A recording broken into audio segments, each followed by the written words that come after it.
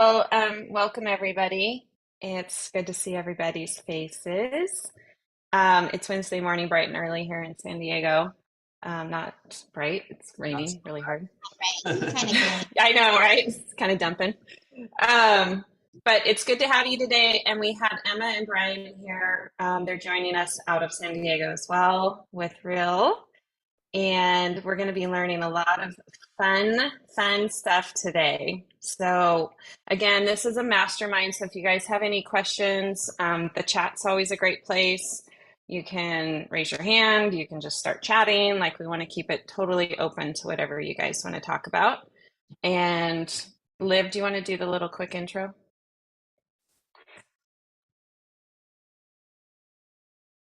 All right. So for those of you that haven't been on before, and I do want to try to get back to just kind of getting to know our audience as well and saying hello to you guys. So feel free to get your cameras on and chime in. Jordan, would you like to introduce yourself? Yes, I would.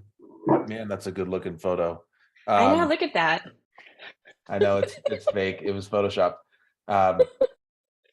Yeah, nice to meet you guys. Jordan here from Denver, Colorado, and I run a team here. We actually just, this is like a cool, exciting thing, but we just won at the Denver Metro Association of Realtors. We got named the #1 mid-sized team for sides and production last week. So we're super excited about that. But yeah, I run a team here. And Siri? Over to me. Yeah. Well, that's okay. Well, that's exciting. I know that's exciting, Jordan. I know you're so pumped on that. That's a lot of work for you, and in such a short time too, because you've been in real estate for how long now? 6 years. Yeah, so in 6 years to be able to do that's incredible. All right, so I'm the old one here. I've been in over 20 years. Sold solo for 16, and then we have a team that I've formulated here called The Brand in San Diego over the last 5 years, and we're a team of about 90. And we have fun building and scaling and making pretty things, right, Liv? We like to do pretty things. So that's us in a nutshell. But today, so if you guys can get your cameras on, again, we love to see your faces. But today we have Emma and Brian here, and so let's do a little. Look at that! Look how fun! And I got to know them. I got to know Brian first out in San Antonio, and at that time, Brian, you guys were over at Compass, and then made your way over to Real in the last like 2-3 months. Has it been? Right? January 1st. Yeah. Okay. Yeah. So, and then Emma, I met you after that, and then got to speak with you. So, what are we going to be sharing? And tell us a little bit about you guys, your team, where you got started. I think it's also important for us to know, because we have a lot of people who are working on building teams, like how did you guys get from here to there? So kind of incorporate all that stuff in. Yeah, absolutely. Do you want to start kind of where we started and so I've also not been in real estate long like Jordan. I've been private investing since for 20 years in real estate, and then I started working with clients once Emma got tired of me bothering her doing investments. I spent a lot of time at the auction blocks 7 years ago. She got tired of me hounding her for title reports. So she said, just come and work a real job. And I'm like, a realtor, I'm not sure that's a real job, but I'll come sniff around. So I played around in the office, seeing what it was all about, because she had been doing it for 19 years now, and saw a lot of crumbs on the ground. And I was like, I see she was killing it at the time, and I still saw crumbs on the ground. So I was like, I see an opportunity here. And basically that's what started our relationship here in real estate and got me working with clients. So your background is? Yeah, so I'm a second generation realtor. My mom was a real estate broker, is a real estate broker. She still works, Janice Barron. So I was dragged in kicking and screaming as the daughter of a real estate broker. So I've been in the business since 2004, started off as a TC, which I truly think is the best experience ever, to start off as the assistant. And we actually tell our team that we're like, hey, anyone who starts as an assistant, like, boy, do you have like a great foundation. So I started out helping her out when my daughter was just 6 months old, and now she's graduating high school. So here we are. We've gone from, running a team to building a brokerage to going back to running a team to revamping a team. We've gone down to 6 agents. Now we're up to 24 agents and everything in between. So we've had every iteration of a team, brokerage, teamerage model that's available. And to be honest, we're still tweaking it. It's just a constant work in progress. And that includes independent. We were independent when I first started with them, to big name Compass, now to cloud-based brokerage. And then Emma has, Yeah, we tried brick and mortars before that as well. Yeah, we've tried it all. So Emma, when I saw you, what was this, like 3 weeks ago-ish? You had 20, so you've added 4 more? And I think I told you that we're in Right. growth mode, right? Like it just, Yeah. joining Real, very unexpected and not planned, has been this like tremendous growth of our team. We're obviously, we're at Real, and people were excited to see us make a move, and then just started kind of coming out of the woodwork. And it's been a very organic growth that people have just said, hey, where did you move to? Tell me more about that. And then before we know it, they're on our team. So even though our intention was maybe to attract people to Real, we've somehow attracted them to the Barron team. So we literally have gone, I think when we left Compass, we had 6 or 7 agents, yeah. on our team, plus the 2 of us, and now we have 24 agents plus the 2 of us. So it's been How long was that jump from 6 agents to 24 agents? 3 months, right? 2 months. Holy smokes. right? We just joined Real January 1st. So it's been really fast. But Jordan, I will say it's not our first attempt at this. Like Emma said, we've gone up and down and up and down. We love that 6 person sweet spot is where we can sell $200 million a year in sales with 6 agents and have the lowest overhead possible. That is the sweet spot. We've been up to 21 or 22. We've been back down to 3 or 4. We love the 6 model team. That is our favorite model. But like Emma said, this has been on an accidental growth, and we're welcoming it. So we have grown before. So it's not as difficult to grow and scale because we know how to do it. And quite honestly, we don't see an end of it right now. We may go 30, 40, 50. We'll see. We're not going to go as big as Siri. We definitely don't. I don't think I could manage 90 people, regardless of how good our operations system is. That's a huge testament to Siri, because 90 agents, that's impressive. Regardless of how amazing your back end, your admin team and your operations team are, I can't even fathom that. So we'll see. Maybe we'll get to 30, in the next couple months here, and then we have to see what the market's doing too. Obviously, like we want to be able to have 30 successful agents versus Right. That's too big. Are those new agents on your team? Are they mostly brand new agents? Are they experienced agents, or?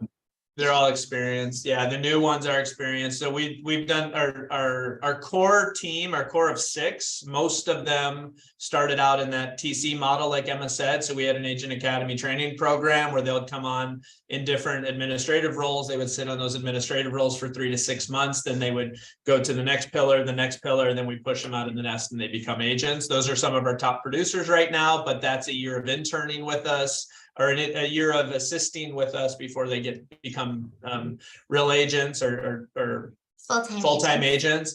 But the agents we've been hiring lately are all $10 to $40 million producers that have been $10 to $40 million producers that are now joining the team because they want the collaboration, the growth, the mentorship, the leadership, and the opportunities is the big piece. Yeah, we did hire a few new agents last year, probably around August last year. We brought in a few new agents just to try out, like, hey, can we do this training?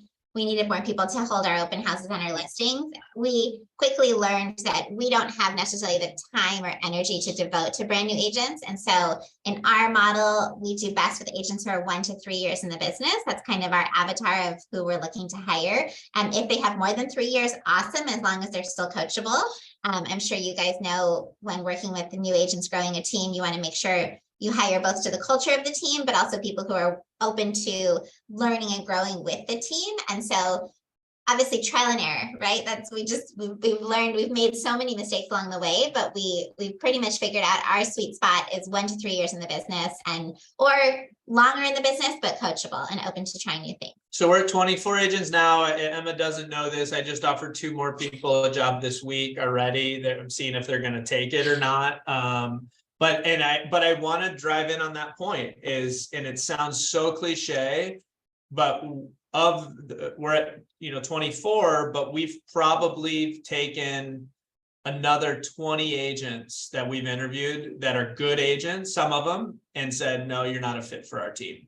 Like, that's so important. We don't want toxic people. We don't want untrainable, uncoachable people. It has to have the right mentality for our team, and they have to fit in, and they have to want to be there. We're not begging people to be joining our team. They're begging us. But that's the key, I think, and then we'll take them and we'll go introduce them to another team. And quite honestly, the other teams usually will hire them, but they're just not a good fit for us. And we're okay with that.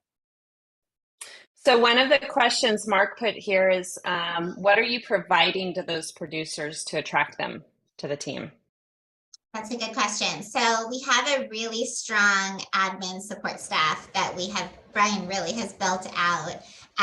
We have 5 administrative staff that help to do everything for our agents from start to finish. So our goal is for our agents not to be in front of a computer. We want them out in the field, in front of clients, networking, selling homes. So everything that we've designed for our back end is for the agent to be out in the field, and the administrators are in the office doing the grunt work. So our admin does the offer writing all the way to, clear to close. And that back end system that really supports the agent's success allows the agent to do more volume. So when especially producing agents come to us and they say, well, what can you offer me? How will this change my business? How can I grow my business working on your team? Our kind of offering, and that's a great question, is we will provide you all of the resources in the back end, smooth, seamless transactions, someone to write your offers, someone to send all of your emails for you, someone to do all of your disclosures, all of your, TC work, in addition to handling, scheduling your inspections and your termite and all the things that you have to do in a day. We have people who do all of that for you, and great communication in the back end through Slack. And we want you out selling homes. We want you out in front of clients. And once they kind of have tested and tried that model, they quickly figure out, and we've actually had 2 agents who've joined us in the last 3 months who are now opening, 1 escrow a week, because they figured out how much more they can do when someone else does their emails for them. So that's our big offering. And we bring people in, we let them hang out with us. We're like, come to our team meeting. We had a couple new agents yesterday at our team meeting just to kind of see what we do and hear our systems. And they're pretty excited about the opportunity to have that support. In a very simple way, the message we send to the agents is just like all of us, and just like Dana right now, she's in her car. That's what we want, is agents in the car, agents meeting at the school, agents at the gym. Like, we want you out in front. We want the agents out in front of people, setting the appointments, writing the offers. Once that comes, drive to the next appointment. Let us do all the admin work for you. You go to your next client-facing event, client-facing event, client-facing event, client-facing event, and the administrative staff takes care of everything on your behalf, and it looks like it's you taking care of it. So that's key too. We don't hand off. We're not Redfin model. We don't hand off to somebody else to hand off to somebody else. The admin staff are all alias on behalf of our agents. That's impressive. Yeah. That's really impressive. What are you doing? What are you doing? Oh, go ahead. Well, is it VAs that you have doing this, or it's VAs, you said? It's both. We have a live in our office, and that does our oversight. We have an admin team leader is what she is, and then we have VAs that work anything and everything administrative. So the goal is, and this is built because I hate computers, I hate email, I hate anything that's technology besides my phone. This is built because all I want to do is just talk to people. That's all I like doing is that. So that's how it was built, was you never have to be on a computer to be a good agent and make $200,000-$300,000 a year on our team. Nice. Talk to me about how, I want to hear about 2 things. 1, what kind of leads are you providing? And 2, how are you attracting these agents to your team?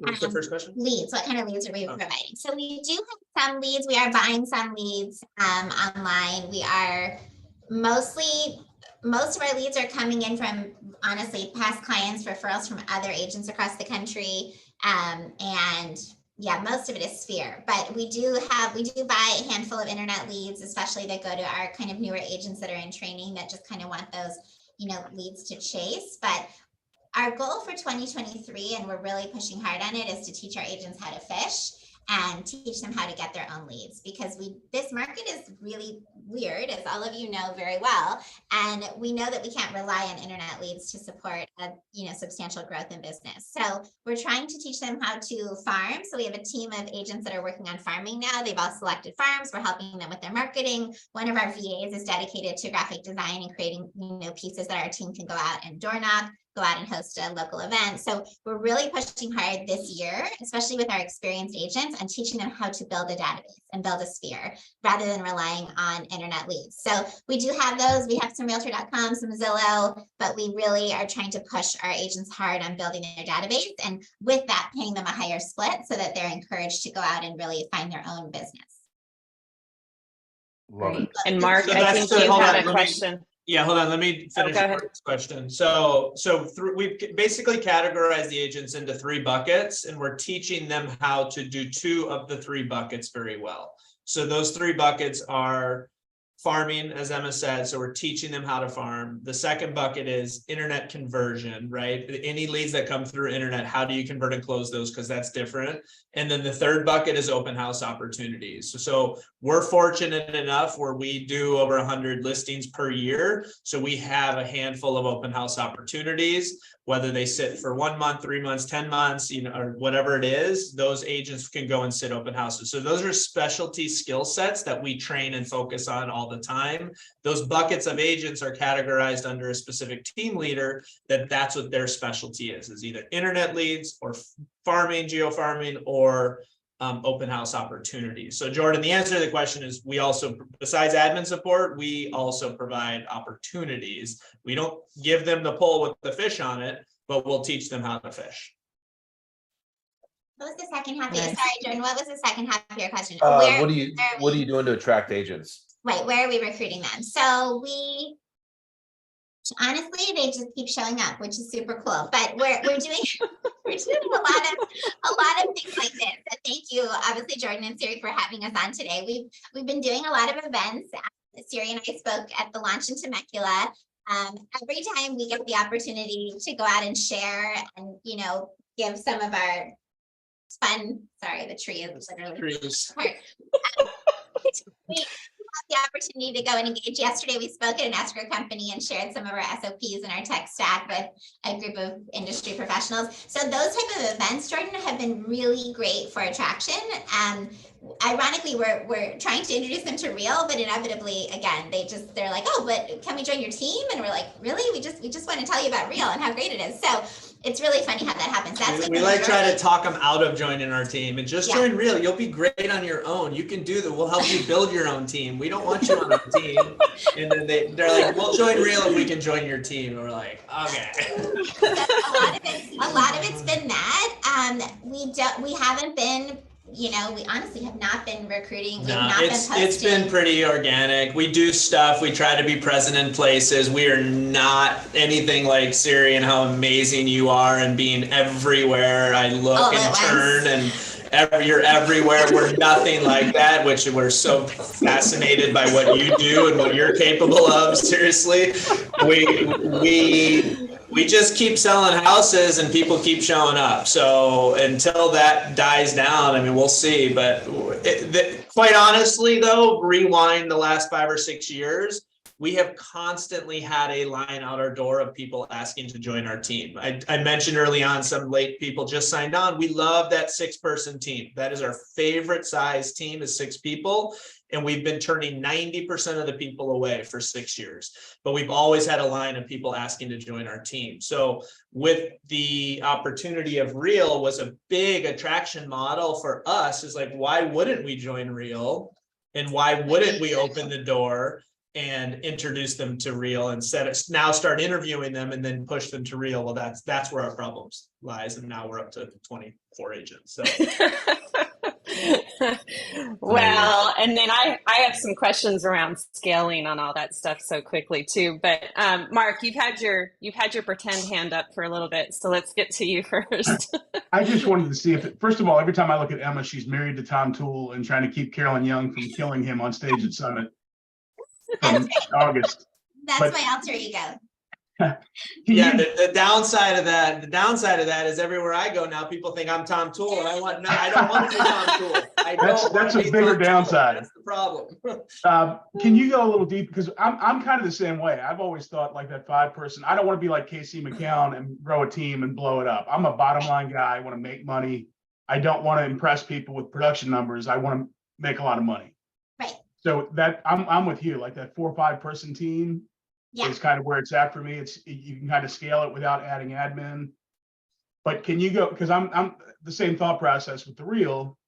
I can attract you. I can teach new agents how to do this. And if they leave me, great. Best of luck to you. I'll help you build your team because I don't want to build any more people. Right. But can you a little deeper on those buckets? Because like if I was a $20 million producer, I'm guessing, try to clarify my thoughts. What are you giving different levels? I'm guessing when you talk about buying leads and sharing leads, you're probably talking about newer agents that you have a bigger split on. You're probably not sharing leads with someone you have on higher split that's already doing 20 million. How do you divide up your different buckets of agents to make everybody happy and make everyone grow? That's a really good question. Can you answer that? So I'm not sure I'm going to answer the question directly, and I'm happy to revisit it and let you reframe the question. What I am going to say is having us as 2 different people with different skill sets and different mindsets, and people, Mark, you follow us and see us, like people think everything's happy behind closed doors. Oh no, we have different personalities all day long and different mindsets on stuff. We agree on some things, but we definitely have our good healthy battles. So the key to that is we have each other. And she can continue with this growth mode. Our key is she can continue to be Mark and be in production and make that money. So she's out there hustling every single day. It's her business, her brand, her face, her rankings. But at the end of the day, all her ego goes aside because it turns it over to me. And then that I'm out of production. I've always been in production with her for the last 6 or 7 years. I'm out of production now. I sit in the office and I motivate, I train, I grow, I teach every single day to get to those points of where we're at. And we together meet with our team leaders every single week to help them, encourage them, and grow them. And then they grow their teams that are under them that are specializing in certain buckets. But the key to your concern maybe is Emma has to stay in production or we won't ever make $200 million again this year. We can make 200 million with 6 agents and we can make 200 million with 20 agents. We've done it. That number doesn't go up. We're capped at us. So that's what we found over and over. So this year is the year that I'm out of production. She needs to continue to make us 200 million. And hopefully those other agents with me out of production will make us another 100 million. No, that's a perfect So answer. Emma, are you good with staying in production? Yeah, no, I love all that I time. love production. You're good. Yeah, no, I'm super happy. So we've tried it both ways, Mark, and I think I want to answer your question differently. So the 6-person team with me in production is the most profitable we ever are, right? That's how we're profitable. With me selling homes, having a core group of people who support me, both on the admin side and agents who will take the buyers when I'm out with the sellers, that is the most profitable model for us. We're trying something new this year where we're going to grow. Brian's going to be completely out of production and completely focused on growing the team. I think you have to have that. Like, I don't think, and I know Siri, you're not in production, right? You're running the team. So you kind of have to have you have to choose. You're either running the team or you're in production, but you really can't, it's really hard to do both.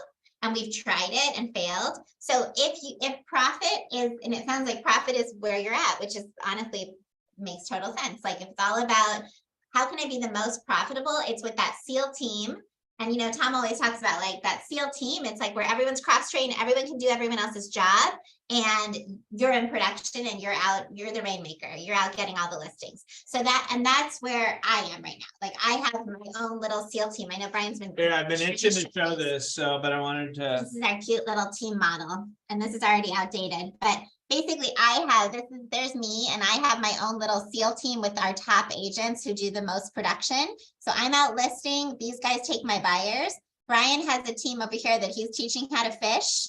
And then there's a couple kind of internet and newer teams under our team leaders. So Jimmy's training new agents right now, and then Leah's actually has a couple under her now, but these are all internet assassins. That's what they specialize in. They've come from Redfin. All of this whole pillar comes from Redfin, and they love the internet leads. He's new training, Emma's sphere of influence, and this is farming and open houses. For lack I have a of question. simplicity. I've never seen this kind of setup. This is impressive.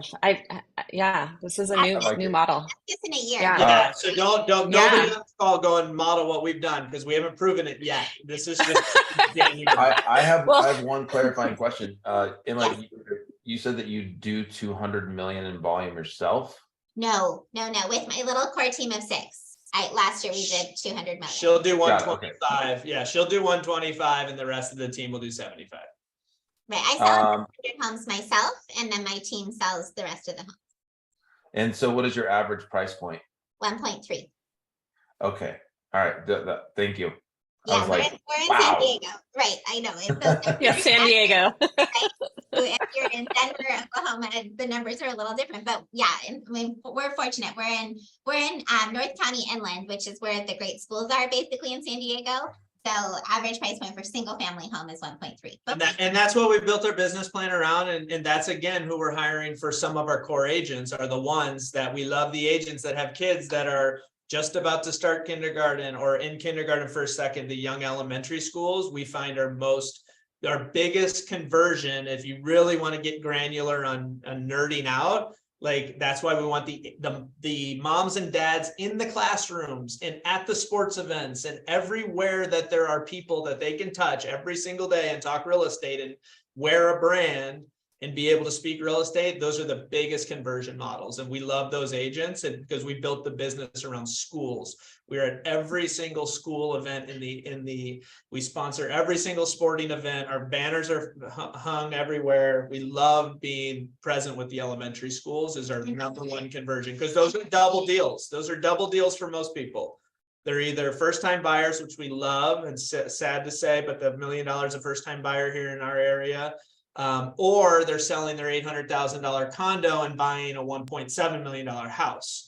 And that's that double deal. And then sometimes with our agents holding their open house, it turns into a triple deal because they'll double end it because they'll pick up a buyer at an open house. So it's a vicious cycle that works really well in that sweet spot.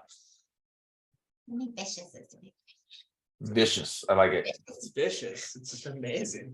It's just a market. It just wants to make money. It's a vicious cycle to make you a lot of money. Yeah, and the verdict is out, guys. If this model is successful, obviously we'll share it. We'll open the playbook and share it all with you. But we have not proven this concept. Hopefully, it will be very successful. But this is our first time doing this sort of pods, little teams under the larger team. I think it's going to be great, especially because this market is so wonky, and we want to make sure we're covering all our bases. But we have yet to really. So Siri and Jordan, when we've done this before, again, 6 to 22, 6 to 2 to 22, we've tried these before. The key difference this time around is Emma and I remained in production. And that, to everybody watching, in our opinion, that's the worst thing you can do, is to be in production and have any team over 6 people. That's where you start to lose quality of agents, control of your business, and you're just not there for your agents. And we've been, until this year, we've been on 50-50 splits always with everybody. No matter what, it's a 50-50 split across the board. That's how we've always done it. And when we're out in production and our agents need our help and we're too busy for our agents, that's not fair to be on a 50-50 split if you can't get us. So when we have more than 6 agents, we don't have our time for our agents. So with this accidental growth, quick growth since January, that's why I've stepped out and I'm always available so nobody can bitch and moan about the 50-50 splits when we're giving them the leads, because I'm always going to be available for them and we're going to help grow them. So you've had 50-50, whether it's team or sphere, right? And now it's 50-50 team, sphere's different. Is that what you changed? Right, 70-30. 70-30. Okay. This is the first time in 6 years we've taught our agents how to fish. Emma's been so great at what she does and has such a big following. 82% of our deals for the last 5 years have been repeats and referrals. So Emma will catch the fish and just hand the reel over and say, hey, you just reel it in. And that's our business plan for the last 5 years. And it's been great with 6 people. Emma catches the fish, hands the rod over, they reel it in. Now we're teaching them how to fish. Now we're upping it to 70-30. If they're going to learn how to fish, we're going to pay them a little bit more to learn how to fish, hence the scalability piece of it. So you've already mentioned this earlier, but I just want to wrap my head around it. You have 5 full-time staff and then you have VAs on top of that? No, that includes the VAs. So 5 full-time admin, 4 of them are VAs, 1 of them is in the office. Is it one of them is what? 1 of them is here in the office. 1 of them is full-time in the office. She runs the VA. Can you see those guys? So she's in the office. She's in the office every day. She runs these guys. These 4 are all virtual. And then they're on sort of a, what do you call that? Shift clock? Yeah, so the way we structure our admin in order to support our agents full time is they're on clock 7 a.m. to 10 p.m. every day, 7 days a week, except for Sunday mornings. They don't come on until like 10 a.m. or 11 a.m. because that's our slowest time we found, that they're just sitting waiting. But we can span with those 5 people, we can span the clock 7 days a week, 7 a.m. to 10 a.m.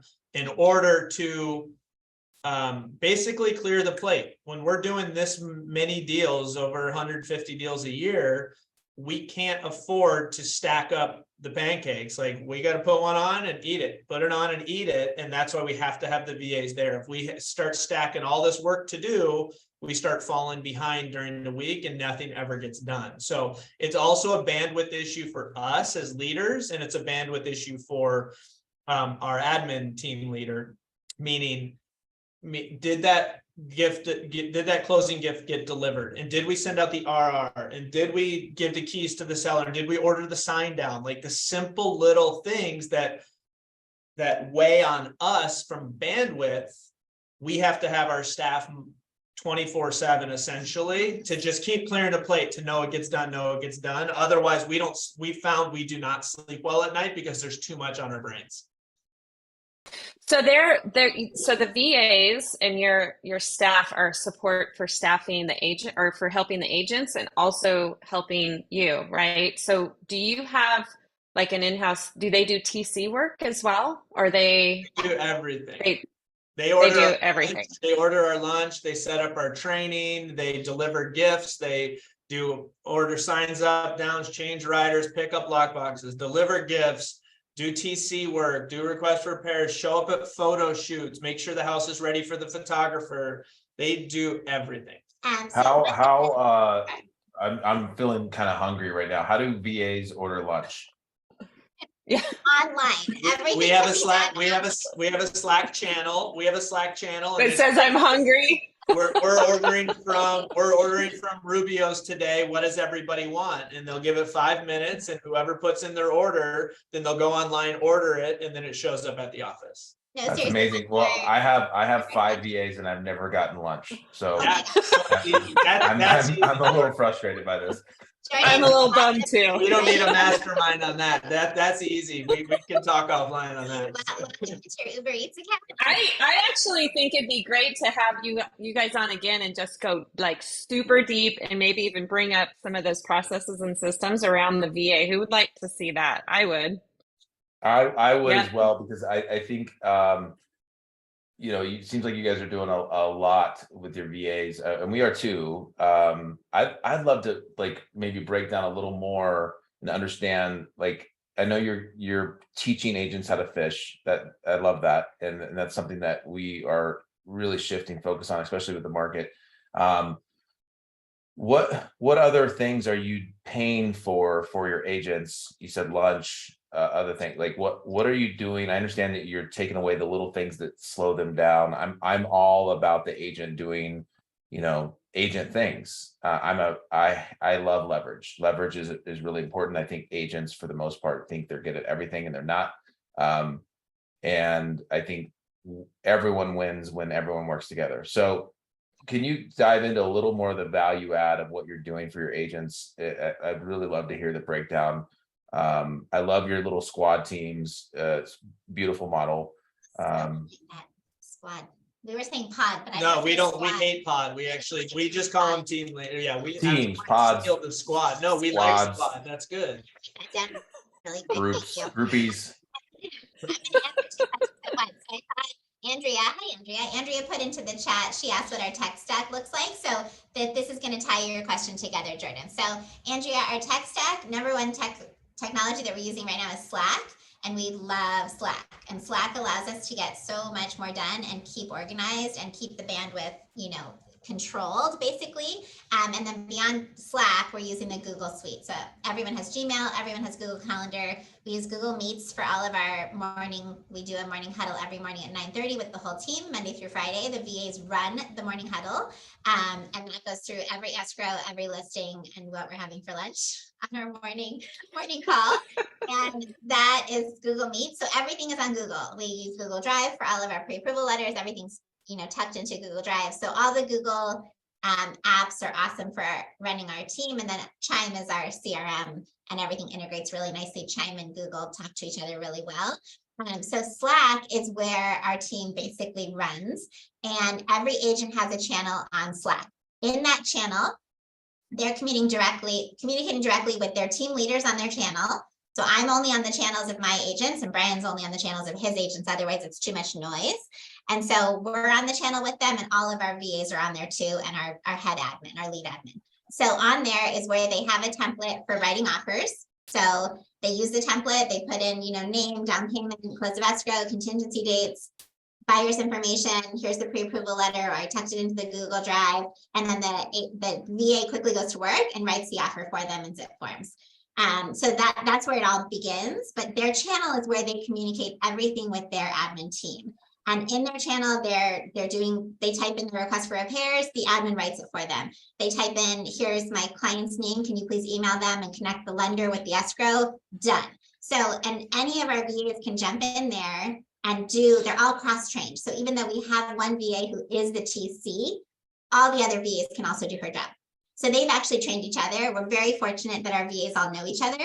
They work together well. They have their own channel where they communicate, and they just hit a check mark. So we know that task got done, and they're all able to do each other's job. Are you going to show So them? Siri, yeah, it is way deeper than what Emma's, that was a perfect explanation, but Siri, it is in a whole nother hour to talk about that stuff. So we're happy to do that again on that organization. I don't know if anybody can see this, but like there's an example, like this is Slack. So there's an example of a house Siri's probably familiar with. Like that's a house that our agent went and showed. She goes back and she sits in the car, and before she drives to her next appointment, she fills in all the blanks, and then she can drive to show her new clients a different property. And by the time she gets to the next house, she'll check it real quick while she's waiting for her clients to show up and be like, yep, offer looks good, approved, sent out to the client.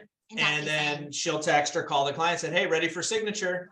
And then it's just communication pipeline. So they're just a conduit for communication and administrative stuff. And then the agent can drive home and get dinner ready and then be like, do you want me to, it's all signed. Everything's pretty packaged, put in a bow. It's all done through Google because their alias is through our affiliate or for Google account or Gmail account. And then they send it to the agent at our agent's timelines or at our time. If we're hopping in a movie for 2 hours, I don't want to send an offer to an agent because the agent's going to call me and ask me about something. I want to wait till I'm out of the movie, and I'll hop on the Slack channel and say, you can send the offer now, go ahead, because I'm available to talk. So it's all based on our timeline is how we control the Slack. So it's nice. That was a lot. Sorry. I'm so impressed. By the way, I have a couple of my agents on here and they're like, please, Siri, bring this to me. Right? Come on. Right? Like it was 2021 and our agents were writing 18 offers a day, right? Like just trying to get their one client into escrow. Yeah.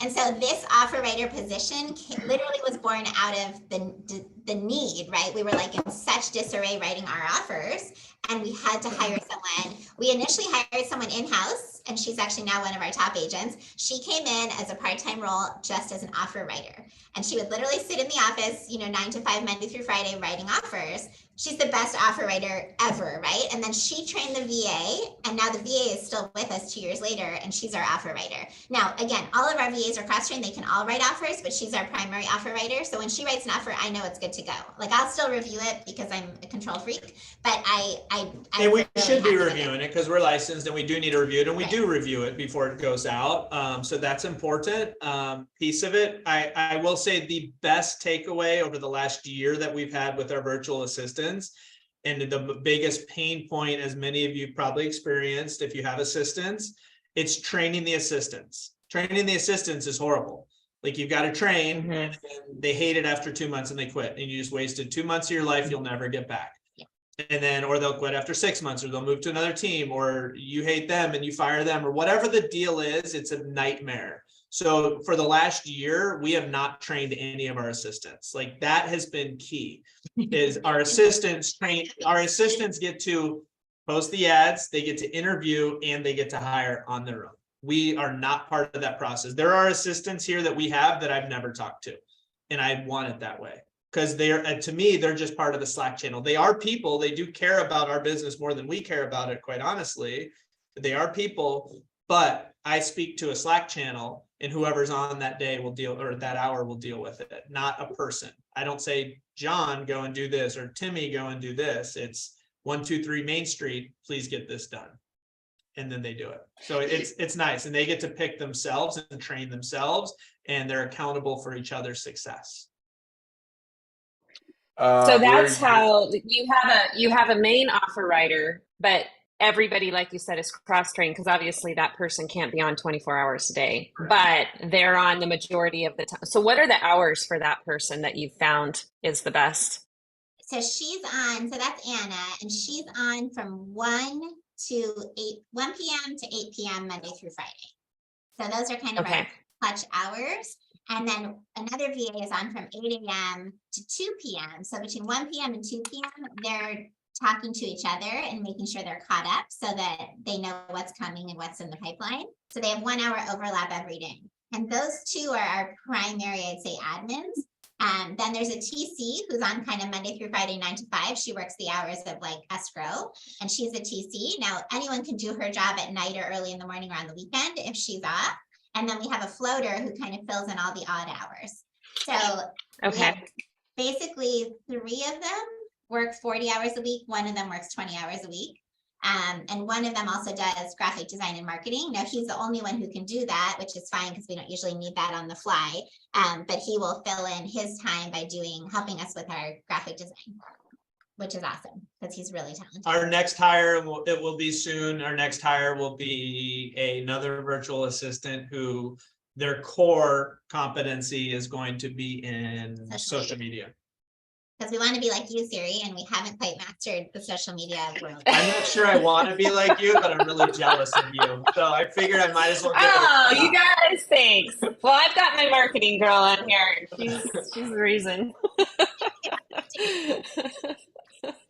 It takes a lot of different people. I'm fascinated personally about the VA portion, just because we have VAs that we work with. I have a marketing VA that helps me, and my hardest, like the biggest thing that I struggle with is the trust aspect and letting go. I'm for sure a control freak, letting go of some of that.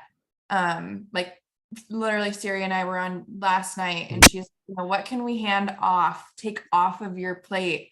And I'm so like, nothing, I don't want to give it away. I'm so worried about sacrificing some of the quality. So that's interesting.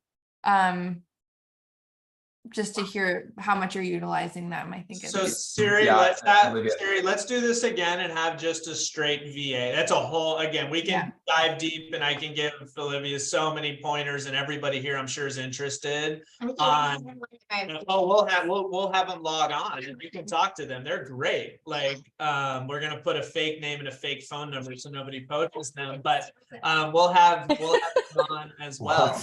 They're great and we'll dive deep because this isn't since January for the record, right? Our team growth has been since January. This VA thing has been going on for over a year. We've failed multiple times at it before we figured out the secret sauce. So we are fully scalable right now based on what we've learned and we're very excited about it. But to Olivia's point, and from one thing. control freak to another, it is super hard. Like I still have those moments where I'm like, oh my gosh, what if someone steals my identity and like someone uses my credit card and your phone is talking to you.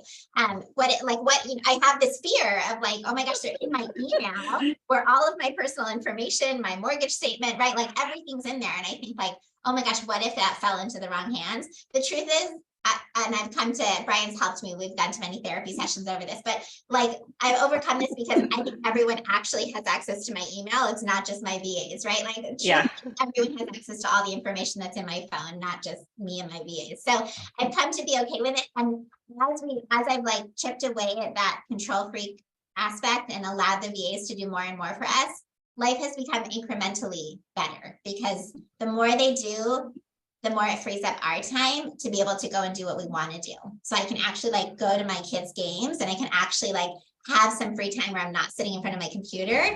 It's worth it once you get there, but it takes, I mean, how long did it take me to trust our VAs? Like it's taken a long time.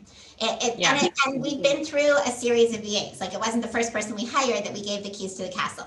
It's taken some time and we found a couple that we just really love. And Brian said this and it's important to hear. They care more about our business than we do.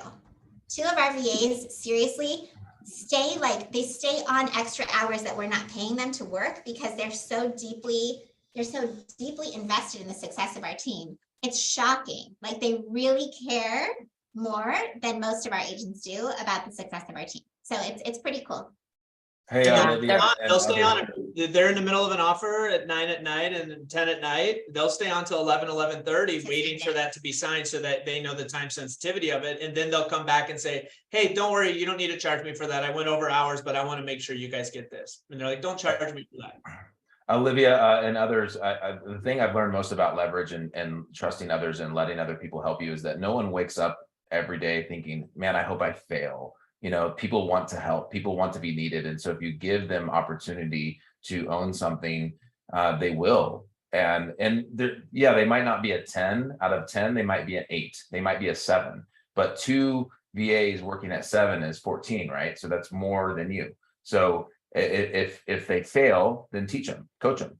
But ultimately, you're going to have some badasses around you, helping you and leveraging you and making you accomplish more. But that's something that I think is hard for a lot of people to trust other people around them. But that's the only way to scale. It's the only way to win. It's the only way to grow.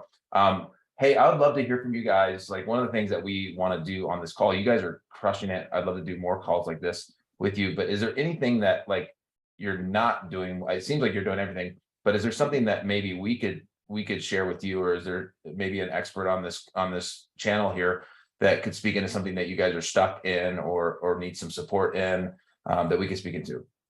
Yes, social media, truly. And I think I put that when Siri sent me the questionnaire to say like, what do we need help with? Like the one thing we haven't been able to outsource, and I think that's really what our VA team is so much about. Like we haven't been able to outsource social media because I think it has to be authentic. And I believe, and I watch Siri and I know so many of you, Andrea, you're so good at it too. Like just having that authentic self when you're on social media. So we can't outsource that, right? Like we can't find someone else to do our videos for us. So where do you find the time, literally the energy to be constantly forward facing on social media?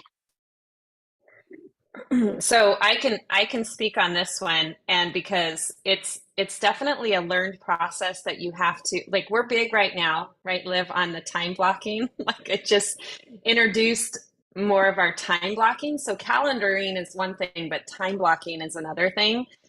and time blocking to do those things. So I have an agent on the team who he videos weddings. And now what he's doing is he's doing these videos for me, but we literally have to time block when we're going to do it, what we're going to do, have a list of what we're going to do.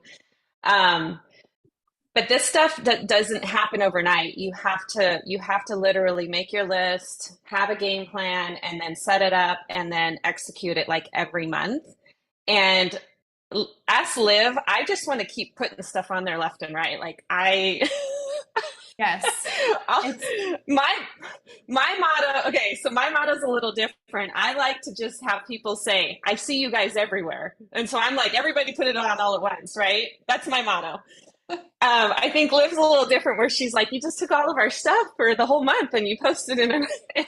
In and 10 minutes at 8 p.m. on a Friday night when nobody's on Instagram. Yeah. Yeah, I think I'm with you guys, Emma, Brian. I think social media is hard. I'm too busy. But you're not too busy. But here's what I'm saying. You're not too busy. If you set time every month or every week and you literally put an hour down, Jordan's like, oh, I'm not too busy. Yeah, you're not too busy. You can find time to do that. You just have to literally put it in, block it out, and make that important.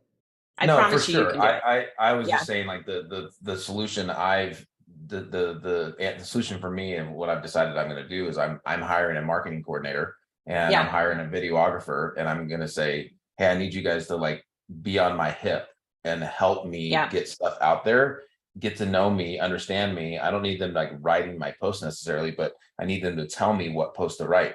Because I know myself, I will, if there's dead time, I'm going to go create another business or buy an investment property or do something. Like I'm just always like, social media doesn't like float to the top of my list. I'm always thinking about things that I think are cooler than social media, because for me, social media is like, but I know it's incredibly important. So it is the most important probably thing that we can do to grow our businesses is to get more content out there. Yeah, I would say if you're struggling with it, time block it. You also don't need to hire someone like full time. Like with Nick, he's on a retainer. And so we'll just say, hey, like, so for example, we didn't do a couple videos for maybe I was out of town or whatever. Obviously, the goal is to try to move that block to another date so it's not missed. But if for whatever reason we don't, then it's on a retainer. So we just pay as we go with certain things. The other cool thing is, things that you're already doing, think about you could film that. So for example, we have where home inspectors come in once a quarter and they take our new agents and they do a training. So we were like, well, go get Nick out there. Like he needs to film that stuff, right? Because we're already doing it. So if you think about things that are already happening and you can show off your team, so it's not just about you, but it's also about showing off your team. Get that person there as well. So you're already doing those things. You just need to get the person to film it. I think where Emma has the issues, this is just me speaking out loud, is it goes back to Liv's point, is the control piece where the whoever's going to be posting for her will says, check out this new listing. And Emma's like, no, it's supposed to say, check out this new home. Like, so it's like that type of stuff where then she gets upset, but she doesn't like confrontation. So she won't tell the person posting that because she doesn't want the confrontation, but then I have to hear about it. You're going to have to let some of that go. We also you're going to get too caught up in it. And especially to be able to scale, you're going to have to let some of those things go. But like Liv, we use Chat GPT and like, we just put something in the other day for a YouTube thing and we just watched it. We sat back and it was like, all this stuff. And she just grabbed it and put it on there. Yeah. Right? There's like, that's how I've been able to hand over a little control with the VA stuff is like birthday posts. I'm like, okay, throw it in Chat GPT, ask them to write, agents on our team. They're like, wow, really? They're like, seriously? You're very special. You're special. I know. I used to hand write all of them and it took for freaking ever. I'm like very invested in that kind of stuff, but there are those little things that we've handed off that I'm like, okay, I know this is.